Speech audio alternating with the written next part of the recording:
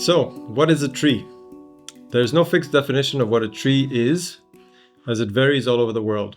The idea here is just to talk about what is a tree so that we know what we're talking about when it's being mentioned, so that we know that we're talking about the same thing. It is also to get you acquainted with what is a tree in regards to its functions and characteristics. So, is a tree defined by the height of a plant? Are bonsais trees? Bonsais are in fact considered to be trees, but the height of a tree is not necessarily a defining feature. So you can have trees that are down to 3 meters tall, or in the case of bonsais, they're less than half a meter. And in some cases, the sequoias or some other trees, the Eucalyptus regnans, the eucalyptus trees that you find in Tasmania, they can get up to 115 meters. So there's a huge variation of what it is. And the reason I'm sort of going through this is because there's always going to be a gradient in nature. So when you're trying to define something, you'll always have some sort of, it'll always be on a scale. So a tree will range from being really small to really, really big. And somewhere in between there, you have sort of the normal tree, let's say. But really, it's not something that's fixed. And there are exceptions, basically. One of the most common things that people define as trees is anything that's sort of over 5 meters tall. But again, there are some shrubs growing taller than 5 meters, and you need to decide whether you want to consider that a tree or not. And in some books, it will be considered a tree, and in other books, it'll be considered a shrub. Another aspect to consider is whether it's single-stemmed or multi-stemmed. Most people consider single-stemmed trees to be trees or single-stemmed plants. But actually, in some parts of the world, you have, and in many cases, you can have exceptions where you have a tree that's been cut down or coppiced, and then it grows back, and then you end up with multiple stems. In some cases, up to 10 stems or more. It completely depends. In some cases, such as in Australia, you've got the mallees. So on the right side of the screen, those grow naturally multi-stemmed, but they can grow up to 20 meters tall. So it's not just a case of whether it's single stem or multi-stem. And this is, again, to show that there is a variation. And it's not necessarily a bad thing or a good thing that there is one stem or multi-stems. It's just what it is, basically. So, and what about these? Are these considered trees? I mean, they're called trees: papaya trees, coconut trees, banana trees. For me, generally, the banana trees and papaya trees are not something that I look at very much. So if I'm doing a tree risk assessment where I'm actually going and assessing whether a tree can fall on people's heads or on persons or property, really, in a compound where there's a school, for example, most of the time I won't be looking at papaya trees or banana trees because they don't really pose a risk. However, coconut trees or any other palm trees I will consider because they do pose a risk, even though in many places palm trees are not considered trees. The reason they're not considered trees is because of the makeup of their system. So they're two different systems. The bamboos and the palms are monocots. Basically, they grow with a single leaf in the beginning when they germinate. And again, I'm not going to go too deep into this. It's just to give you a rough idea of the differences, and you'll see later on that there are some differences. So the monocots and the palms are on the left side of the screen with the bamboos and the palms. And on the right side, you have the dicots. And these are trees, or they're plants. There's lots of different sorts of plants that are of this type. And when they germinate, they'll have 2 leaves. So basically, that's the mono, one leaf, and the dicot, which is the 2 leaf. So those comprise of the flowering or broadleaf trees, such as neems and peepals, and oaks, and all sorts of what most people are used to that are not conifers, that are not cone-bearing. It also comprises of the non-flowering trees, such as pines and araucarias. Casuarina is actually in the broadleaf section, so even though it looks like a conifer.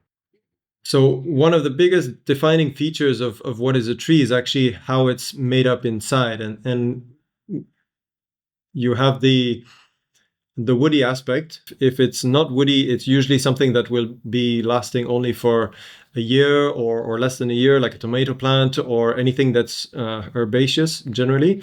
But for something to become woody, it needs to have lignin. If you want to consider it as what function does it do in a woody plant, whether it's a tree or a shrub, is that it makes the compressive strength. And the compressive strength, you can think of it as like a building material. For example, if you're looking at bricks, they are stopping a wall or stopping a roof from collapsing downwards, let's say, or anything that you put onto the bricks, they can help it to not collapse downwards. Whereas a rope, or in the building industry, any metal that you put in concrete, for example, that holds the tensile strength and that keeps it from cracking apart. So the cellulose is what keeps the tensile strength, and the semicellulose or the hemicellulose. And the lignin is what keeps it from compressing. These two different materials are what make the plants hold themselves up, basically. So one of the big interesting factors of trees is that they actually have life strategies. No, in the same way that businesses have strategies. For example, in this case, you have the short-term pioneers, or the trees that come in when there's a barren landscape. So even if there's a lava flow and then you have everything that's eradicated that used to grow there, eventually you'll have certain things that come. You'll have lichens, you'll have little herbs that come, and eventually you'll start having trees. And those first trees will be the shorter lived trees, which are in some cases called the pioneers, although that term is slowly being phased out. But some of the characteristics of these, and again, it's important to note that there are some trees which will be in different areas which will be considered short-lived, but they may be longer-lived, or they have different strategies.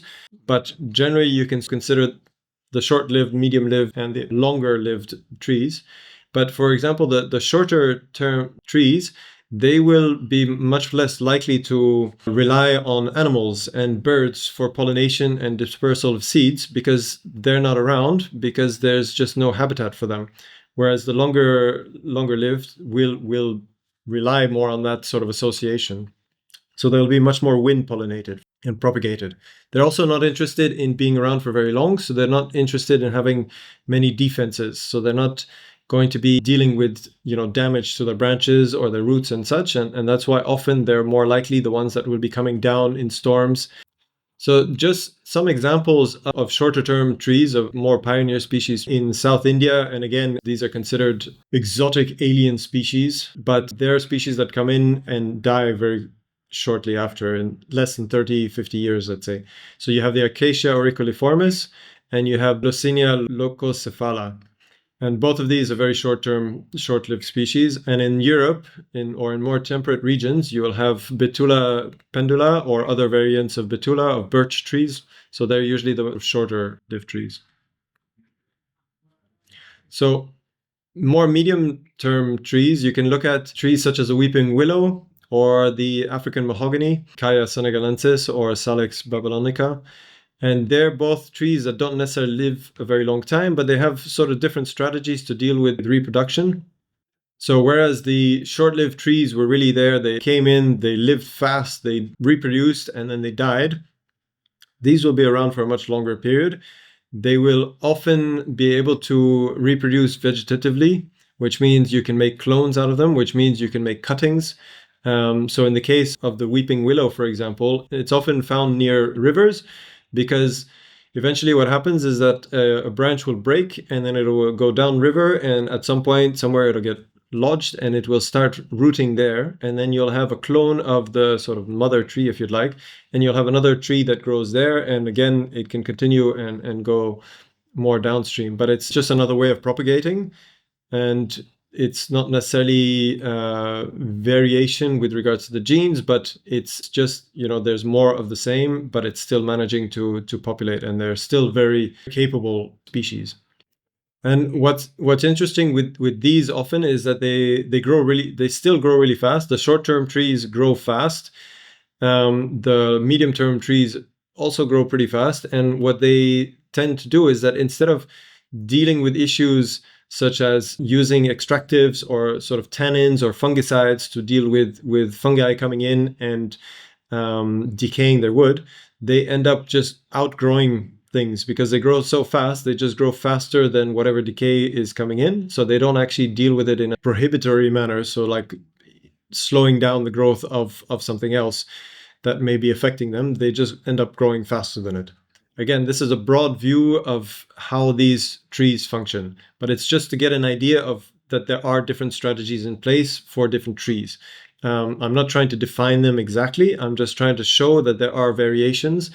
And it's interesting to note the different ways that trees are able to manage in their different environments, because they all employ different environments. So, for example, these trees will generally come after the first pioneers have come into the picture and have populated and changed the environment somewhat, so that these trees can then come in and grow because they have the right environment. And likewise, the longer term trees, they will be much more coming into the picture when the conditions are more established, when there are more species around and there are more animals around.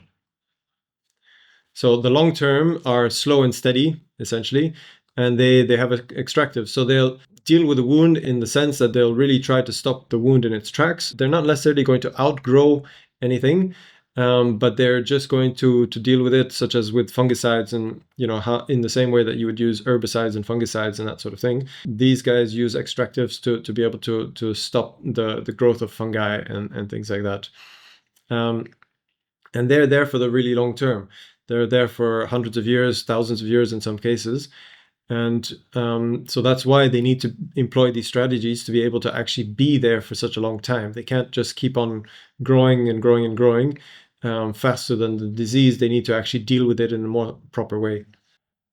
So 2 examples of trees of this nature. Again, these are just, there are many examples, but this just to give you 2 examples. You've got the tamarind tree, the Tamarindus indica, and the English oak, or the Quercus robur.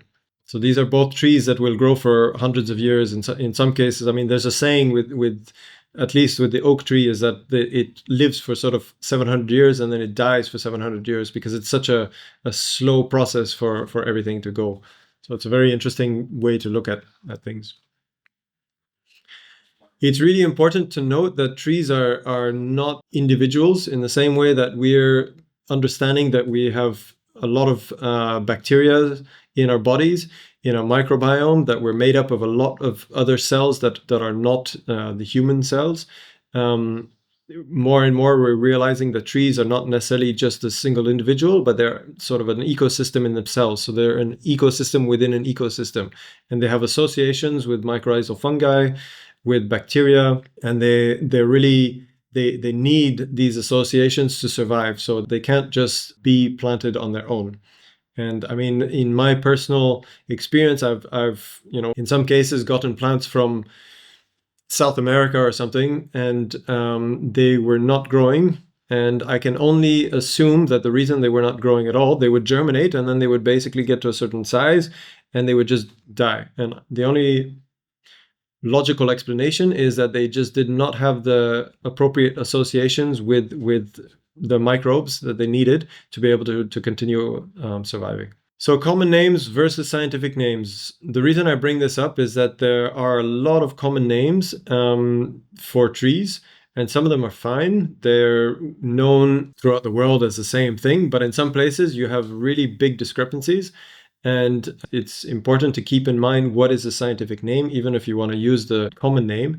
Because, for example, in the picture, you've got the Eucalyptus regnans. They're both called mountain ash trees.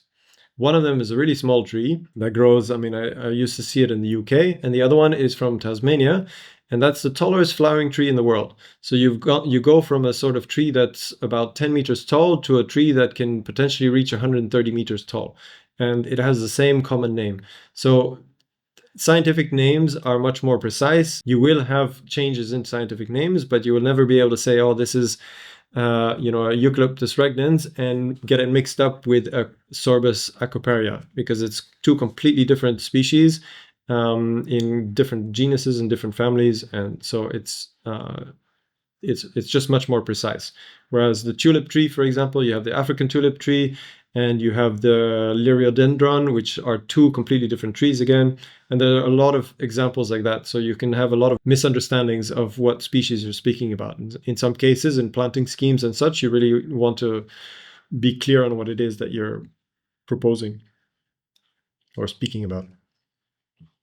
So I'm going to give a very simplified version of how a tree functions. I'll go more into the different parts of a tree in a bit. But essentially, water comes in with nutrients through the roots.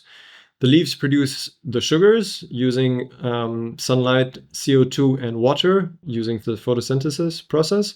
And these sugars, they're burnt with oxygen, and they produce energy to be used for whatever is needed. So that means maintenance, growth, reproduction, and defending against pathogens. So that's really, in a nutshell, how a tree functions. If you want a slightly more complicated version, you can look at this one.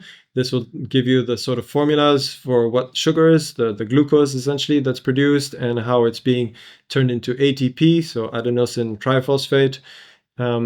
I just try to keep things simple because I think it's really important that you can actually do something with the knowledge that you're getting. In many cases, and in my career as a consulting arborist, a lot of this, I've hardly ever used it, basically. So it's just, you need to have a broad idea of how it functions. And then from there, if you need to have an answer to a very specific question, you can research it. In most cases, you don't need to know exactly how ATP works and such. So different parts of a tree, I think it's important to know how the different parts of a tree work, what their characteristics are and their functions. And so I'm just going to go into the different parts here. I've labeled it into 4 different aspects. So the first one is the bark. You've got the function. It protects against direct damage. So if a car runs into a tree, the bark will protect it to a certain degree. It protects it from heat and evaporation.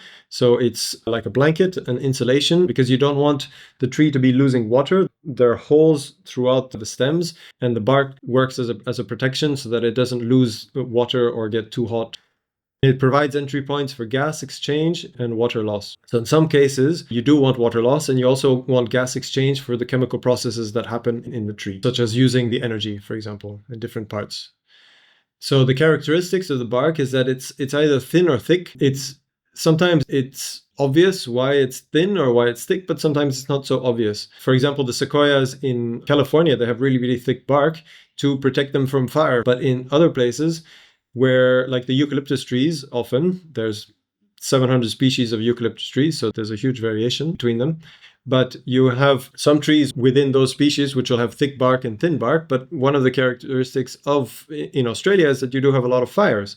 And despite that, most of these trees don't have thick bark. So it's not that you have thick bark which only deals with the fire. You have different types of bark which deal with different things. And it's rather difficult, in my estimation, to know exactly why the bark is thick or why it's thin. It's just good to know that you have different variations, and you'll see also variations in the bark within the same species, sometimes due to the speed of growth of one tree compared to another tree. So if you have a tree that's being suppressed, so it needs sunlight, but it's able to grow even though it's in semi shade, and you have the same species which was planted exactly at the same time, which is in the sunny area, you'll see that the bark on the sunny tree and the tree itself it'll be bigger, but the bark will be much more smooth because the bark has expanded with the tree as it's grown, whereas the bark on the tree that's grown slowly, it's expanded a little bit, so it's much more wrinkled, basically. So there are things like that to keep in mind when you're looking at bark.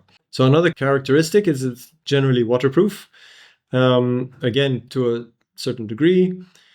It stays on or it peels off. So you have some trees which keep their bark for their entire life, and you have other trees which lose their bark constantly. You can peel it off. You have paper bark birches, you have different types of different eucalyptuses also that do that, where the bark actually just sloughs off. It falls off as it grows. Again, why it does that? In some cases, it may seem obvious. In other cases, it's not.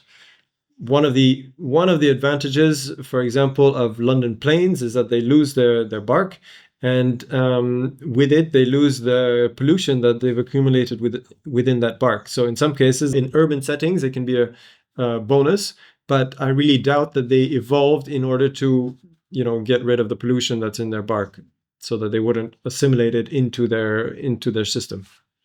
So it's likely that it's a different reason, but we don't know what it is. Finally, they have different colors.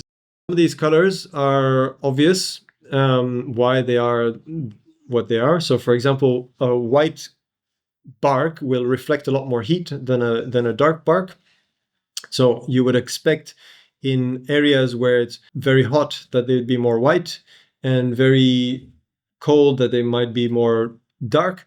But in reality, I mean, here, for example, we have the ebony tree, which is the Diospyros ebenum, and it basically has a black bark. It's a tree that generally grows more in the shade, so it may be that it's okay that it's dark, because it doesn't really matter so much. But why did it decide to make it dark? We don't know. Likewise, the birch trees in Europe, they have white bark. Why do they have white bark? It's usually pretty cool where they're at. Eucalyptus trees, a lot of them have white bark, and there you can sort of get an idea of, they have white bark because it keeps them much cooler, because they're in very hot conditions. But it's just to say, again, there are huge variations, and we don't really know why the bark is the color that it is, but there are big variations, and it's worth keeping an eye and getting familiar with the different colors. And just to point out the one on the top right, that's a rainbow eucalyptus, and that actually exists. It's many different sort of pastel colors that look fabulous. Why does it do that? I don't know. But then again, you can ask, why do flowers look the way they do? Why are they so intricate in their forms? There are a lot of things that we don't know. So now we're going into the roots. One of the biggest factors that I come across is that people assume that the roots, and this is just, I don't know where it comes from, but it's very common misconception that the roots mirror the crown of a tree. So the roots would look like, if the crown is around at the top, the roots will be around at the bottom, in a similar fashion to the image on the top left there. But in reality, in most cases, most tree roots are in the top 60 centimeters of under the soil surface. So, and the reason for that is because of oxygen, the access to oxygen. The deeper you go in the soil, the less oxygen is available. And trees, in the same way that we do, or plants as well, in the same way that we do, need oxygen to burn the sugars, to breathe, to respire. So if they don't have access to oxygen, they die. In the same way that if a tree is underwater for a certain amount of time, it's like us drowning. So sometimes just 24 hours of flooding for certain trees will kill the trees, and other trees will be able to survive for, in some cases, weeks or months in flooded regions. So when you're planting trees, for example, it's really important to know what you're planting based on what the environment could be. If there's common occurrences of flooding, then you want to make sure that you're planting things that are growing in those environments. There are essentially two types of roots, and again, you can have more variation. Some people say that the roots closer to the tree, part of the root plate, are again a different thing. But essentially, you've got the absorbing roots, which absorb the water and with it the nutrients, and they're making associations with different microbes in the soil. Their characteristics is that they're short-lived. So they usually live for, in some cases, a few weeks or a few months, and then they'll die, and then they'll regrow where they need to be, depending on how the conditions are under the ground. They don't have any lignin. The anchoring roots, so the roots so their function is that they store energy and they keep the tree up. And then the characteristics of the anchoring roots is that they have lignin inside. They don't have any heartwood, and they grow in similar fashion to the absorbing roots, but they grow according to the conditions that are exerted on them. So, for example, if a tree is leaning in one direction, then the roots will adapt to be able to support that tree, the way that it's growing, and it's growing that way because of whatever the sunlight is coming from one direction, so it's going to where the sunlight is. And I'll explain that a little bit more in the next slide. Both of these roots are rather adaptable. And just to continue with regards to where the roots are in the soil, they're most often shallow roots, but they can also go out quite a bit farther out. In some cases, you can find them 2 times the height of the tree, or the canopy, or 2 times the height of the canopy. You have different ways to estimate. It doesn't tell you exactly where the roots are, but you can guess where the roots would be. You can, and generally they're much farther out than one assumes to begin with. It also depends on how the land is lays, So for example, if you have a tree in one place and the slope is going that way and it's much drier on the top, you're more likely to have more roots further down where and you'll find there'll be other vegetation there. So you can definitely have an idea of where the roots are, but sometimes the extent of the roots is what you can have more of a difficulty finding out. So, and just to show a few visual examples of the different roots, you have the anchoring roots and the absorbing roots clearly defined here. And again, the absorbing roots will be making associations with mycorrhizal fungi, and in those cases, the roots will be so fine that you won't even necessarily see them. So it's not just what you can see that's there. In the same way that in a handful of soil, you can have tons and tons and tons of bacteria and microbes that you won't be able to see. So the stems and branches, I put them together because they're more or less the same. In some cases, they're not exactly the same based on how they deal with stress. So one of the functions of the tree, of a stem or a branch, is to support its other stems and branches in itself. And in order to do that, it grows either more on the compression side or more on the tensile side. So you remember with the lignin and with the cellulose. So depending on whether it's a conifer or whether it's a broadleaf tree, it might employ different strategies. So it might put on more wood on the bottom. If a branch is growing like that, it might put more wood on the bottom, or it might put more wood on the top. And that you'll see, for example, if you look at branches that have been cut that were from branches that were on the side, then you will see the center of the tree was in one place, so where it started growing, and then you'll have the rings or the incremental growth segments, which will be either more pronounced on the bottom or on the top, depending on the strategy of the tree. So another function of the branches is to help the tree to reach the light. And in some cases, it's going to be more advantageous to grow sideways, because the tree has to deal with gravity when it's standing up, so it has to put on more wood to be able to deal with being able to stand up and in the wind and such. But in some cases, it makes more sense for the tree to grow more in the direction of the sun, because it's getting more energy to put on more wood to be able to deal with being able to stand up. And in a very similar fashion, in places where you have a lot of wind, you have the wind that's battering the tree, but it makes more sense from an energy production point of view, so spending less energy, for the tree to yield to the wind. But in that process, the wind is coming this way and the tree has to lean in that direction, so it's got to put on more wood to be able to deal with the gravity, so to not fall down basically. But it's easier for it to do that than to be nice and straight, because the wind is so much stronger than the gravity in that place. So trees will always be adapting to the situation they're in, and it's not like it's a bad thing that a tree is leaning and therefore it needs to be, good trees are straight trees. You will have a tree that's leaning, which will need to expend more energy to stay in that position. So yes, it's not the most perfect candidate for keeping, but at the same time, it's a very natural thing.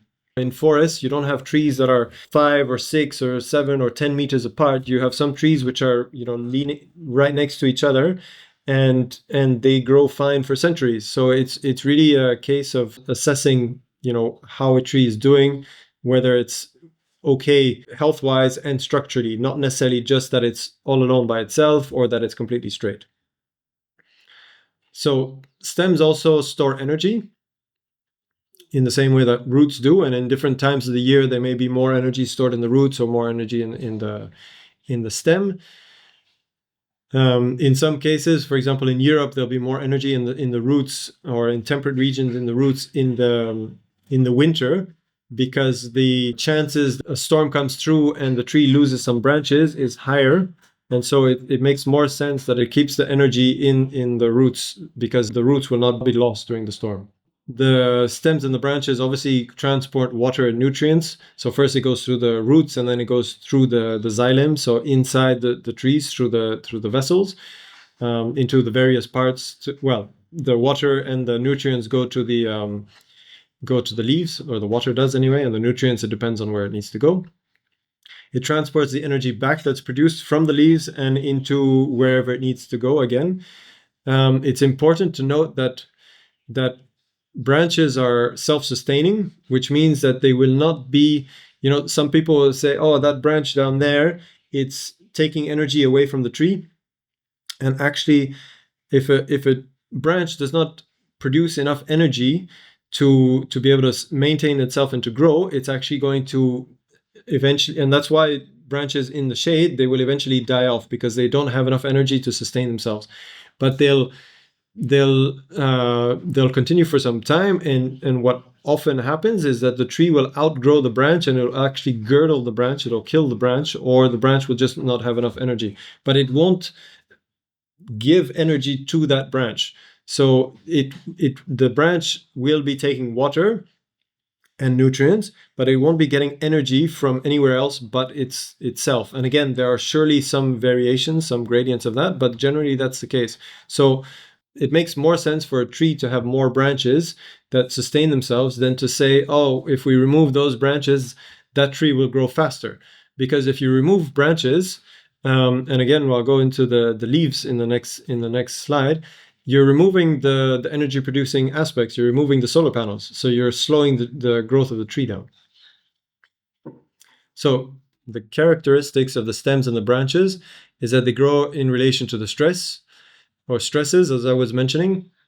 So stress is not necessarily, it's not a bad thing. It's when it gets to strain, that's a bad thing, because that's where things are not able to recover fully from it. But stress is just the wind is hitting the tree, so it puts on a little extra wood to be able to deal with moving around in the wind.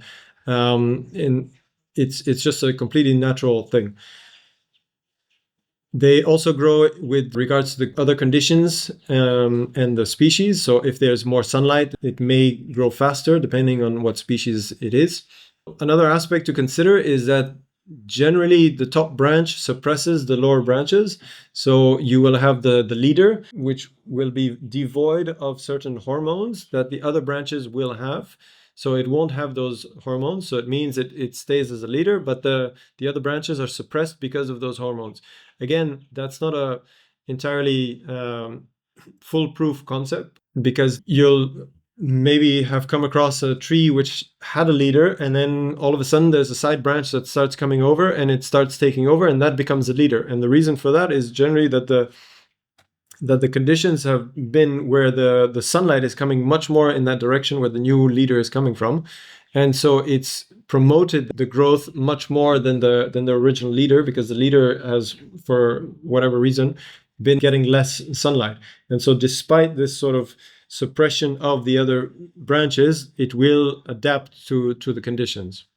So now the leaves, another really important factor of the trees, their function is to pull the water and the nutrients up to themselves so that they can then produce energy. You can think of the energy that's produced in the leaves as the starch, when you're eating carbohydrates as a human, but you also need your supplements, and your supplements would be more what you get from the roots, from the nutrients, from the elements actually that are coming from the roots, which then get turned into nutrients. But the bulk of the food, the actual food, the bread, let's say, is coming from the leaves. And so you can think of them, the easiest way to think of leaves is as energy producing things, such as solar panels. So if you remove solar panels, you remove energy producing processes.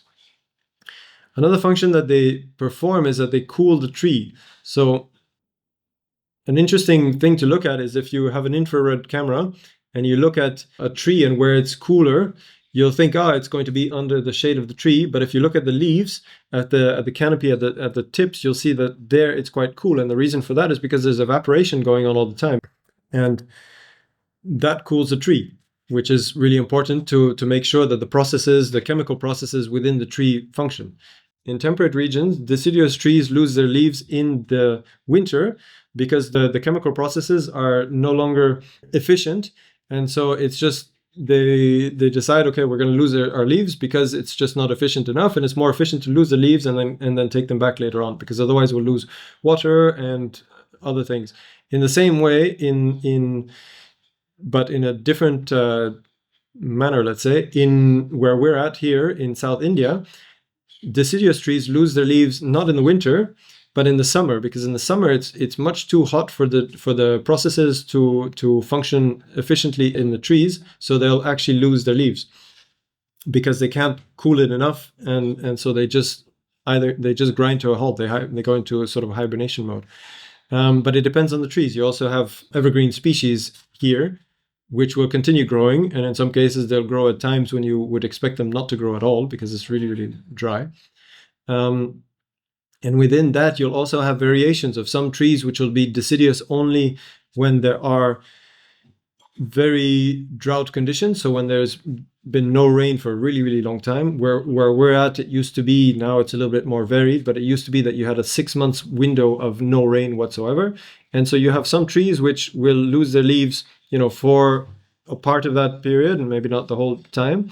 But you'll have some trees where if there is a rain in between, they will grow leaves in reaction to the rain that comes. So they'll be much more adapting to the short-term conditions. But the question then comes of what makes more sense for the tree to be sort of genetically programmed, maybe, or that comes up with a different strategy where it doesn't put out any leaves, even regardless of whether there's rain or no rain. So it's decided there's no rain for 6 months. We're gonna drop our leaves and we're not gonna put any more on if it rains again. And the other ones, they'll grow leaves again if there's a bit of rain. You would think it would make more sense to grow the leaves when there's a bit of rain, and then you're catching a little bit of a dip of when you can grow, and you grow a bit better. But what I've seen often is that these trees will grow the leaves, and then sometimes it works out for them, and sometimes it's such a short period of rain, and then after it's again drought conditions. And so the tree will expend the stored energy, because it's using stored energy to grow the leaves. It has to come from somewhere. And then those leaves die because it's just way too hot. So then it's expended this extra energy, which then ends up making that the tree dies back. So it's not necessarily in a favorable position. So the question really is, which one makes more sense? And I think it's the long-term approach probably makes more sense. But again, if the conditions are constantly changing as they are now, then which one will be able to survive and to thrive in the changing conditions? Because it's been shown that in many cases where you used to be able to grow certain species of trees, suddenly now you have to reevaluate, okay, if you're going to do a planting scheme, do you plant those trees that are existing there, or do you need to consider that the climate is changing in such a way that we're going to need to put in more drought-resistant species, because that'll be much more appropriate for the coming time. So it's not necessarily it's something to be really strongly considered when you're doing planting schemes.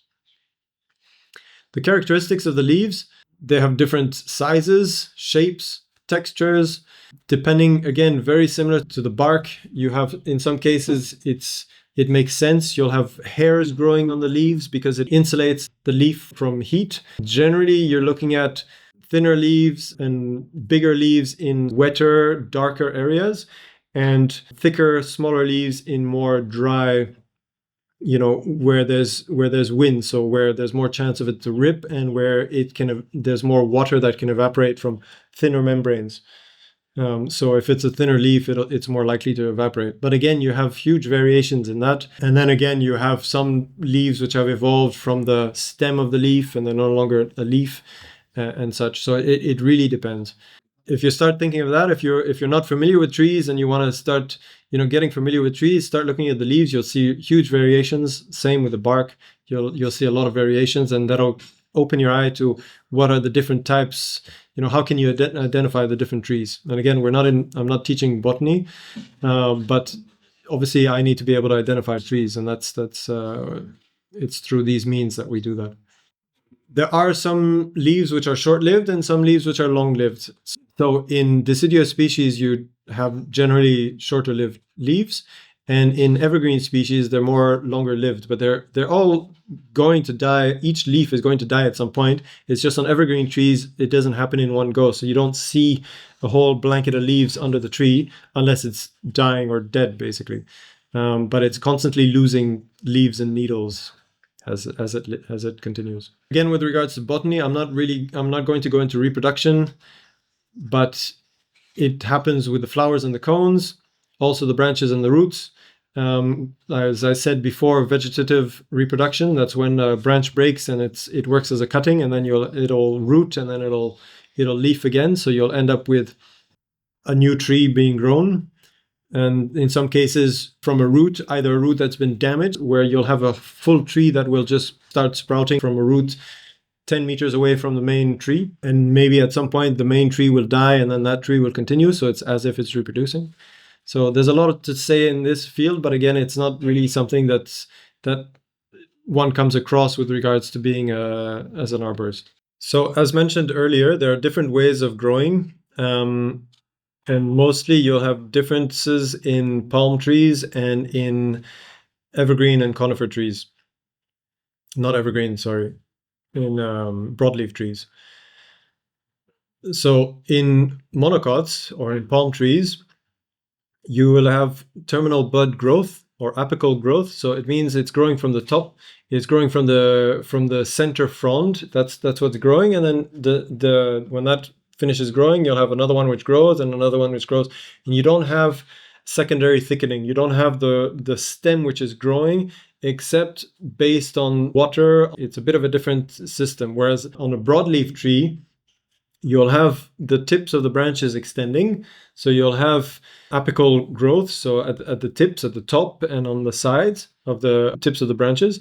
But you'll also have the growth of the whole branch itself. And that's why if you've seen a cut branch, and I'll show in the next few slides, of broadleaf trees, you have the different rings, right? What people consider to be rings, but they're actually growth increments.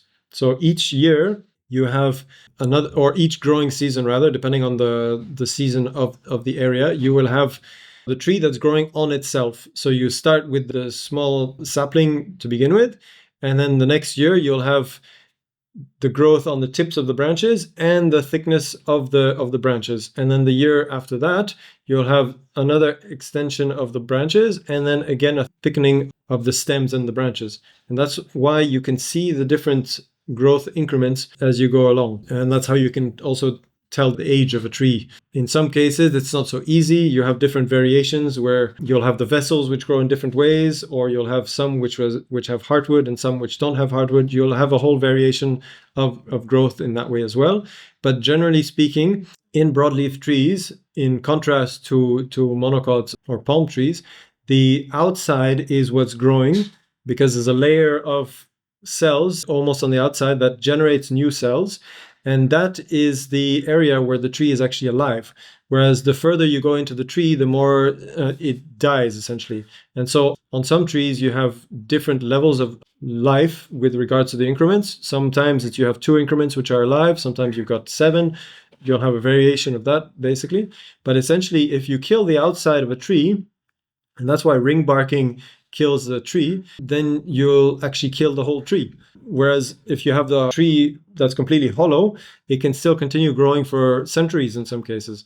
So it's not necessarily a bad thing that a tree is hollow, and I'll go into that just in a bit, because the center is performing the structural support, but it's not performing any, it's not helping with regards to the nutrient uptake and to the energy movement within the tree. Again, depending on where it is in the tree. So this is a interesting picture that was taken. It's not for me, but it's somebody that's carved and that's peeled away different layers of a dead tree. And so you can really see the tree inside the tree. And it's a concept that needs to click, basically, because in a 35-year-old tree, you'll have 35 trees.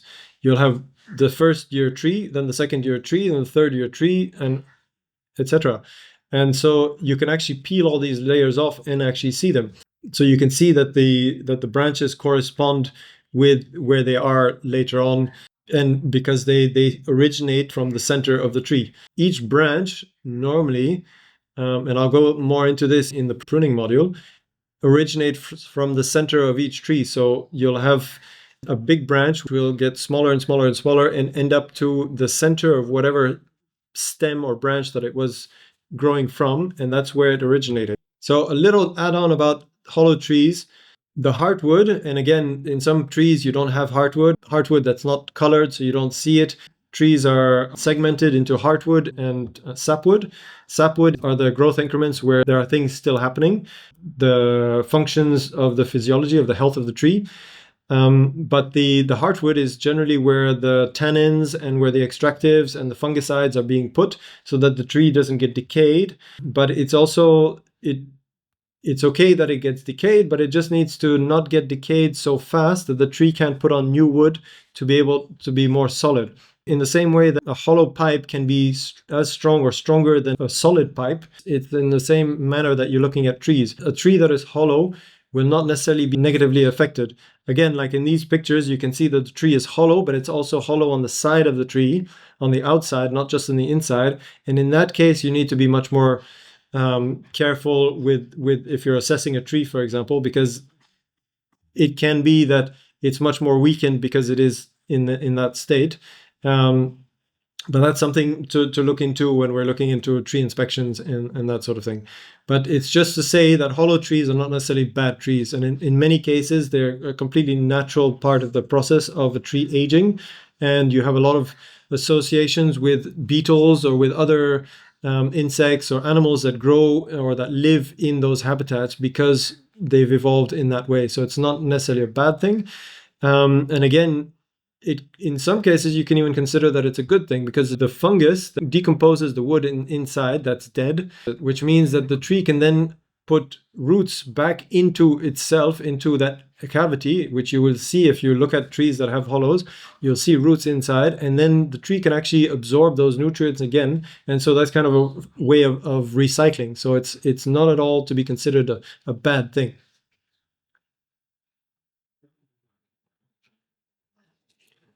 So I hope this has given you a good idea of what a tree is and its functions and characteristics. If you're not very familiar with trees, I would really suggest that you go and have a look at different types of trees with regards to what types of leaves they have, that you can see that there are different leaves on the different trees. And that's really a way to get familiar that there are big differences between the trees. And then eventually, the more you get familiar with the big differences, the more you get familiar with the smaller differences. And then you can identify trees that have very similar looking leaves because they'll have maybe different looking bark. So that would be the second thing. It's look at different types of bark, because that's another big way to identify one tree from another tree. And finally, you have different trees which grow in different ways. So some of the different branching patterns are very obvious, such as the Polyartia longifolia, or now it's called Munung longifolium. The false ashoka, that's a common name for it, is very, very different to, for example, the Samanea saman, or the rain tree in some places it's called. So you have one tree, the false ashoka, which grows totally straight, and the Samanea saman grows really, really widespread. So in some cases it's 15 meters in each direction that the branches are growing. So it's another way to recognize trees from a really far distance. Just by the shape, its profile, essentially, you can really see what tree it is without getting really up close to look at the leaves, for example, because you don't need to. In some cases, you know that these trees grow in this region. They look like that, and sometimes it's really quick. You pick it up really, really quickly. So I hope this has really helped. Do make an effort to go and see these different aspects of the trees if you're not familiar with them. And in general, it's anyway a good idea to keep an eye on these different aspects. In the next modules, I'll go into more specific areas within the arboriculture field. Whichever one makes the most sense for you to jump into, please have a look at that, and perhaps it'll spark an interest in different aspects. If you have any comments or suggestions or criticisms, please do let me know, because I'd like this to be an evolving journey.